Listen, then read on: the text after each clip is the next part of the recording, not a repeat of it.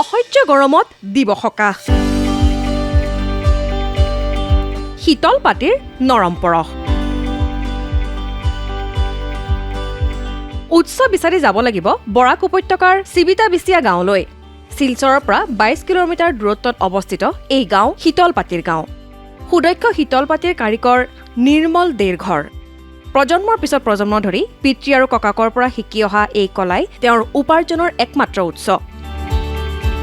শীতল পাতিৰ বাবে প্ৰয়োজন মূৰ্তা গছৰ প্ৰতিটো পাতি সাজিবলৈ প্ৰায় 15 দিনৰ প্ৰয়োজন এই পাতি সাজিয়েই অসম চৰকাৰৰ পৰা অসম গৌৰৱ সন্মান লাভ কৰিছে নিৰ্মল দে আমি তো ছোটবেলা থেকে বানাইছি আমার বাবাই শিখাইছে আমি ছোটবেলা থেকে বানাইছি আর আসাম গৌরব আমি 24 আমার আসাম গৌরব সম্মান দিছে হেমন্ত বিশ্ব শর্মা মহাশয় আমি খুব আনন্দ পেয়েছি বছর আমি 400 পাটি বানাইতে পারি কাৰিকৰজনৰ আঙুলিবোৰ পলিথিনত মেৰিয়াই লোৱা হয় যাতে তেওঁলোকৰ হাত কাটিব নোৱাৰে নিৰ্মল দেৰ পত্নীয়েও এই কামত সহায় কৰে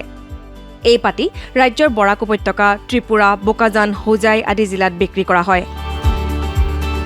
এটা উৎকৃষ্ট মানৰ পাতিৰ দাম 2500 টকা পৰ্যন্ত হয় না বাইরেও যায় আমি ফাটক বাজার দেই শিলচর আকরতলা যায় তবে কালীগঞ্জ যায় বোকাজান যায় হোজাই যায় আর একটা পাটি বানাইতে শীতল পাটি যেটা অরিজিনাল এটা বানাইতে লাগে 15 দিন আর এমনি নর্মাল যেটা আমরা চালু যেটা মানে শীতল ছাড়া যে সিদ্ধ ছাড়া সেটা আমরা বানাইতে 8 দিন 7 দিন লাগে দামটা ওইটা 2500 টাকা পড়ে যায় উৎকট গৰমৰ দিনকেইটাত আপুনিও এই শীতল পাতিৰে দেহামন জুৰাব পাৰে নিৰ্মল দেৰ দৰে আন বহু শিল্পীৰ ইচ্ছা এই শীতল পাতি দেশৰ সীমাৰ বাহিৰলৈ আৰু আন্তঃৰাষ্ট্ৰীয় বজাৰত বিয়পি পৰক এই প্ৰাচীন হস্তশিল্পই সঠিক মৰ্যাদা আৰু পৰিসৰ লাভ কৰক শিলচৰৰ পৰা অনিৰুদ্ধ লস্কৰ